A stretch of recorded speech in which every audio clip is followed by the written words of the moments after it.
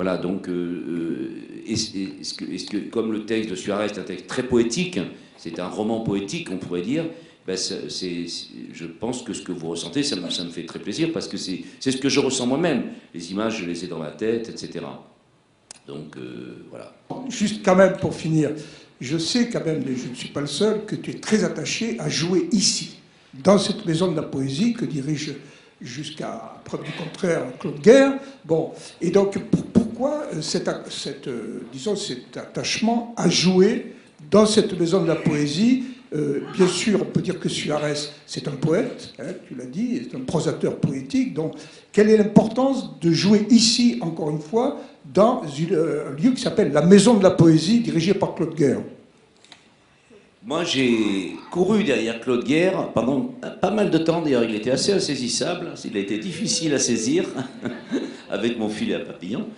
Dès que j'ai su que j'allais monter Benedetto et la poésie de Benedetto, j'avais d'autres possibilités, mais dans ma tête, je me disais, c'est là qu'il faut le jouer. D'abord, je connaissais le lieu, et je me souvenais de... J'y avais vu Hermine Caragueuse, il jouait le grand poète... Manciette, le grand poète Bernard Manciette. Je me souvenais que ce lieu était un temple de la poésie, et en même temps que c'était un théâtre. Voilà, les deux choses sont importantes. C'était pas une maison, comme souvent les gens croient, une maison de la poésie. C'était pas un salon, c'était pas une agora, c'était un théâtre. Mais dans ce théâtre vivait la poésie. Et en plus, je savais que Claude avait été acteur chez Benedetto pendant 10 ans, donc je me disais, il va bien se passer quelque chose. D'ailleurs, quand je lui ai dit je voudrais faire Benedetto, il a failli me raccrocher au nez. Il avait dit, oh putain, Benedetto. J'ai compris que Benedetto marquait au fer rouge encore plus ses acteurs qu'Ariane Mouchkine, donc j'étais en bonne compagnie, on se comprenait sur ce plan-là. Et donc voilà, je suis parti dans ce projet, et puis sur Benedetto, c'était voilà, le seul endroit, le seul lieu où la poésie de Benedetto, sa pensée et sa personne, parce que je le joue, et pouvait exister d'une manière cohérente et poétique et juste, c'était ici. Voilà. En plus, Claude m'a fait ce cadeau formidable de me donner un espace de temps important, de pouvoir jouer 2 mois, ce qui à Paris devient de plus en plus difficile et qui, pour le théâtre, est nécessaire parce que l'art a besoin de temps. L'art, c'est comme l'amour, ça finit mal, mais il faut du temps quand même avant. Bon. Il faut que ça soit bien pendant un moment. Ça ne peut pas se faire en 3 jours, ou alors c'est plus de l'amour, c'est autre chose que je défends aussi, mais bon, bref. Bon.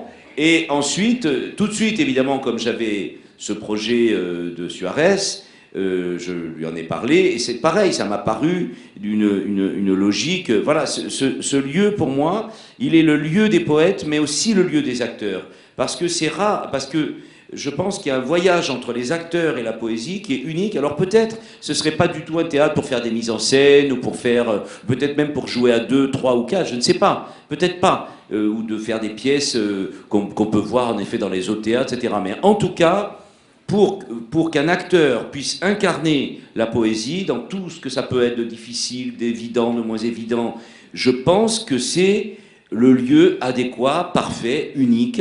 Bon, il se trouve que moi, en plus, mon projet était global. Je voudrais faire un site qui s'appelle Le Sud. Je ne suis pas sûr d'ailleurs que Claude l'aurait pris, ou qu'il aurait voulu, ou pu, ou je ne sais pas. Mais qui était donc Benedetto, Suarez, Moncouquiole et La Danse du Diable. Donc tout ça, je ne savais pas. Mais j'ai toujours ce projet dans sa tête. J'espère que la nouvelle direction l'acceptera. Je n'en fais pas mystère. Ça, c'est une autre histoire.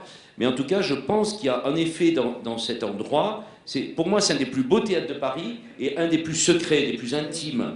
Des plus, voilà, où on est, vous voyez, où on est dans la même main, on dirait qu'on est dans une main. Donc ce lieu, ben, il est fait pour les poètes et pour les acteurs. J'ai vu Jacques Bonafé ici dire un poème, c'était absolument extraordinaire de voir voilà, je me suis dit, c'est pas que moi, quoi, je suis pas seul à ressentir ça, cette espèce d'osmose incroyable. Et bien entendu, quand j'ai su, alors là, pour des raisons qui me dépassent, que Claude était débarqué avant même de pouvoir finir sa saison, j'ai été horrifié parce que je me suis dit, c'est pas normal. C'est pour ça que vous avez raison, il n'y a pas qu'à Marseille, que les politiques sont cruels, à Paris aussi. En tout cas, et le théâtre Paris-Villette. Oui, ben ça c'est une autre histoire, mais ça se ressemble. Il y a, c'est vrai, de la part des politiques et évidemment de la mairie de Paris, je trouve une cruauté, une dureté avec les artistes. Je ne parle pas de cette culture aujourd'hui qui est ce mot qui est mis partout à la sauce, qui est dans tous les programmes des hommes politiques. La culture, qu'est-ce que c'est maintenant? Finalement, c'est tout. Parce que de toute façon, ils le disent eux-mêmes, la culture c'est tout et rien. L'art, c'est autre chose. Et qu'il y a chez des hommes politiques en plus de gauche, ce qui est encore plus cruel pour des gens qui, comme nous, sommes des gens de gauche, il y a une sorte de... Voilà, on a parfois le sentiment, je le dis sincèrement, d'être un bétail qu'on prend quand on en a besoin, qu'on rejette quand on n'en a plus besoin, auquel il y a des enjeux politiques qui dépassent et qu'ils n'ont qu'à comprendre. Et c'est pour ça que, par exemple, quand la liste des invités que tu as donnée me touche, parce que ce sont tous des philosophes, des artistes, des poètes. Quand je vois, comme aujourd'hui c'est la mode, des hommes politiques rentrer dans les théâtres, je trouve ça très intéressant. Les débats avec Michel Rocard, avec Sarkozy, avec ce que... Bon, c'est très intéressant tout ça. Pourquoi pas? C'est la vie de la cité. Il y a des... Je trouve qu'il faut se méfier. Il faut se méfier, et là je parle aux artistes. Les artistes doivent se méfier d'une trop grande proximité avec les hommes politiques. On peut les respecter, on peut leur devoir des choses, ils peuvent nous devoir des choses, mais on doit aussi se faire craindre d'eux autant que eux se font craindre de nous. Et là, il y a un exemple qui est pas bon. Je sais pas ce que... Les artistes et les journalistes.